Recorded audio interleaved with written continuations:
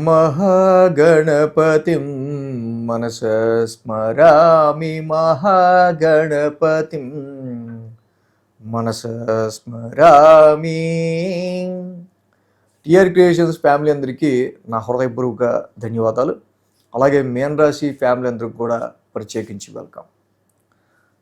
So మీన రాశి వారికి సంబంధించి ఇది very power struggle time. So మీన రాశికి 2023 నుంచి కూడా 2023 జనవరి నుంచి కూడా ఏలినాటి శని మొదలవటం మీరు గమనించి ఉంటారు. సో ఏలినాటి శని స్టార్ట్ అవటం 2023 నుంచి 25 వరకు కూడా 2.5 years నెమ్మదిగా కొంచెం డిఫికల్టీ టైమ్స్, కొంచెం expanding your expenditure, health problems కావచ్చు. అలాగా చాలా వరకు కూడా మీకు తెలియకుండానే నెమ్మదిగా ఒక తెలియని అదర్ లైఫ్ ఆఫ్ యాంగిల్, మన లైఫ్లో అదర్ యాంగిల్ని మనం టచ్ చేసే టైం 2023 జనవరి తర్వాత ఏలినాటి శని. అది చాలా వరకు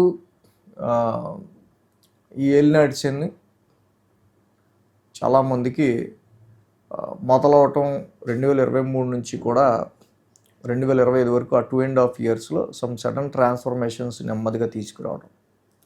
సో 2025 మార్చి నుంచి కూడా రాశిలో శని యొక్క ట్రాన్సిట్ మొదలైంది, సెకండ్ ఫేజ్ ఆఫ్ ఏలినాటి శని. సో రాశిలోనే శని ఉండటం, సో మీకు నెమ్మదిగా Saturn is a restricted planet. రాశి అనేది మీ యొక్క మైండ్కి సంబంధించింది. సో డెఫినెట్గా మీ కాన్ఫిడెన్స్ లెవెల్స్ అనేవి చాలా వరకు రిస్ట్రిక్ట్ అయిపోవడం మీరు గమనించి ఉండొచ్చు.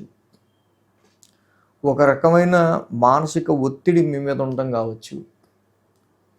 మీరు పడే శ్రమ ఇంట్లో వాళ్ళు కూడా అర్థం చేసుకోలేకపోతున్నారు, నేను ఎంత కష్టపడుతున్నానో, నా కష్టం ఇంట్లో వాళ్ళకి కూడా తెలియట్లే అనే పరిస్థితులు లాంటివి.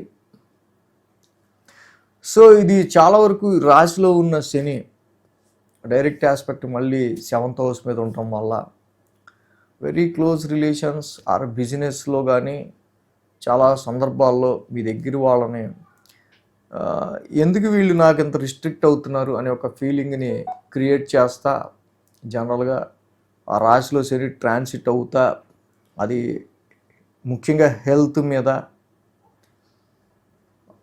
మీ ఆరోగ్యం మీద ముఖ్యంగా, తర్వాత మీ కాన్ఫిడెన్స్ లెవెల్స్ మీద, మీ ఐడెంటిటీ మీద, మీ యొక్క గుర్తింపు మీద, వీటి మీద అన్నిటినీ ఎఫెక్టింగ్ చూపిస్తా మీ యొక్క చాలా దగ్గర వాళ్ళని మళ్ళీ రిస్ట్రిక్ట్ చేస్తా. అది ఫ్యామిలీ లైఫ్ పార్ట్నర్కి సంబంధించి భార్యాభర్తలకి వాళ్ళిద్దరి మధ్య డిస్టెన్స్ కావచ్చు, మీరు వెరీ క్లోజ్గా ఉండే వాళ్ళతో కావచ్చు, ఒక డిస్టెన్స్ని క్రియేట్ చేయటం. సో ఇదంతా ఏలినాటి శనిలో జనరల్గా ఈ మానసికమైన ఒత్తిడి ఏదైతే ఉందో కొన్నిసార్లు ఇది తట్టుకోలేక జాబ్ మానేద్దాం, ప్రొఫెషన్ మానేద్దాం, సో ఇక్కడ రికగ్నైజేషన్ లేదు, మనం ఇంకో చోటికి వెళ్దాం, సో ఇలాంటి థాట్స్ ఎన్నో వస్తాయి. బట్ ఎప్పుడైతే చేతిలో ఒక ఆఫర్ లెటర్ లేకుండా చేసే ప్రయత్నాలు, ఇంకొక సోర్స్ లేకుండా మానేయటం, ఇవన్నీ కూడా చాలా బ్లండర్ మిస్టేక్స్ అన్నమాట. సో ఏలినాటి శనిలో చాలా వరకు ఉన్నదాన్ని నిలుపుకుంటూ దాన్ని మనం కొంచెం పాజిటివ్గా మన వైపు మార్చుకుంటూ వెళ్ళడానికి ఎక్కువ ట్రై చేస్తే మంచిది. ఇప్పుడు ప్రజెంట్ నడుస్తున్న ఈ టైంలో ఏంటంటే ఆల్రెడీ రాశిలో శని ఉన్నారు. మార్చి 15 నుంచి కూడా రవి ఇక్కడ మీకు రాశిలోకి వచ్చి ఉన్నారు. So sun is a burn planet, heat planet, fiery planet. But ఎక్కడైతే రవి ఉంటారో ఆ యొక్క హౌస్ని అబ్జర్వ్ చేసుకున్నప్పుడు ఆయన ఫైరీ నేచర్ మొత్తం హౌస్లో ఇస్తారు. So sun is a very influencative planet. మార్చి 15 నుంచి వచ్చి పడేవన్నీ కూడా వెరీ ఇన్ఫ్లుయెన్స్ చేస్తూ ఉంటాయి. ప్రతి విషయము అక్కడ నడుస్తున్న ప్రతిదీ కూడా అంటే మీ లైఫ్లో నడుస్తున్న ప్రతి విషయం ఏదో బాగా ఒక ఒత్తిడిని తీసుకొచ్చినట్టు ఉంటాయి. అంటే సన్ ఈజ్ ద బాస్. అంటే ఓ బాస్ డైరెక్ట్గా మన రాశిలో ఉంటే మన మీద ఫోకస్ ఉంటే బాస్కి ఎలా మనం ఇంకా కంటిన్యూగా పని చేయాల్సి వస్తుందో ఒక ప్రెషర్తో, సో అలాంటి ఒక పవర్ స్ట్రగుల్ అనేది జనరల్గా రవి వల్ల క్రియేట్ అవుతూ ఉంటుంది. ఈ ఏప్రిల్ 2 నుంచి కుజుడు కూడా ఈ రాశికి కుజుడు కూడా వచ్చి రాశిలో వచ్చి ఉన్నారు శనితో కలిసి. So Ravi already heat planet, కుజుడు ఇంకా ఫైరీ ప్లానెట్. ఈ హీట్ అండ్ ఫైరీ ప్లానెట్స్ రెండు కూడా రాశిలోకి రావటం సో ఒక రకమైన షార్ట్ టెంపర్ని క్రియేట్ చేస్తాయి. ఎందుకంటే they sucks our mind energy. మన మైండ్కి సంబంధించి రాశిలో ఉన్నప్పుడు మన ఆలోచనలకు సంబంధించి మైండ్కి సంబంధించి మన ఎనర్జీని మొత్తం లాగేస్తాయి. అంటే కుజుడు కూడా ఒక రకమైన మన ఆఫీస్లో మనకి మన అసోసియేట్స్ కానీ టీమ్ లీడర్స్ కానీ వాళ్ళని కుజుడు సూచిస్తే రవి యాక్చువల్గా బాస్ని సూచిస్తాడు. సో ఇలాగా టీమ్ లీడర్ ఒత్తిడి, అక్కడ అసోసియేట్స్ ఒత్తిడి, డైరెక్ట్ బాస్ ఒత్తిడి అంతా మన ఎత్తి మీద ఉన్నప్పుడు డైరెక్ట్ మళ్ళీ వాళ్ళ ఆస్పెక్ట్ సెవెంత్ హౌస్ మీద ఉంటుంది. శని చూస్తాడు, రవి చూస్తాడు, కుజుడు చూస్తాడు సెవెంత్ హౌస్ని. సో దీనివల్ల marital life, business life, close రిలేషన్స్లో మీకు దగ్గరైన వాళ్ళ అందరినీ కూడా సో ఈ యొక్క బర్నీ నేచర్ ఏదైతే ఉందో వీళ్ళతో డిస్టర్బెన్స్ అనేది క్రియేట్ చేయటం కానీ, సమ్ ర్యాపో అనేది లేకుండా కానీ, వీళ్ళతో అంత ప్లెజెంట్నెస్ అనేది ఫస్ట్ లేకుండా చూడటం కానీ, అది బిజినెస్ లైఫ్లో కానీ మ్యారిటల్ లైఫ్లో కానీ వీటి యొక్క డైరెక్ట్ ఆస్పెక్ట్ ఉంటాం. సో డైరెక్ట్గా వీటి ఎనర్జీస్, రవి యొక్క ఎనర్జీ, కుజుడి యొక్క ఎనర్జీ, శని యొక్క ఎనర్జీ. శనికి మళ్ళీ రవి శత్రువు, కుజుడు శత్రువు, ఒక రకమైన గ్రహయుద్ధం అక్కడ. సో కాబట్టి ఇరిటేటింగ్, షార్ట్ టెంపర్డ్ అండ్ కోపావేశాలకు సంబంధించి aggressiveness represents Mars, short tempered represents sun, Saturn ముఖ్యంగా శని అక్కడ ఉండటం వల్ల మొండితనం. సో ఈ రకమైన ప్లానెట్స్ అన్ని రాశిలో ఉండటం వల్ల మన మైండ్కి, మన సహనానికి పరీక్షాకాలంగా నడుస్తూ ఉంటుంది. So don't burn, don't frustrate, don't aggression, don't get short temper. ఇది చెప్పడం చాలా సులువుగా ఉంటుంది, నాకు తెలుసు. కానీ ఏంటంటే ఇలాంటి ఒక యూనిక్గా కలిసిన గ్రహాల యొక్క ప్రభావం మనం తీసుకునే ఆ షార్ట్ టెంపర్లో తీసుకునేది దాని యొక్క ఏదైతే ఆ యొక్క డెసిషన్ యొక్క గ్రావిటీని బట్టి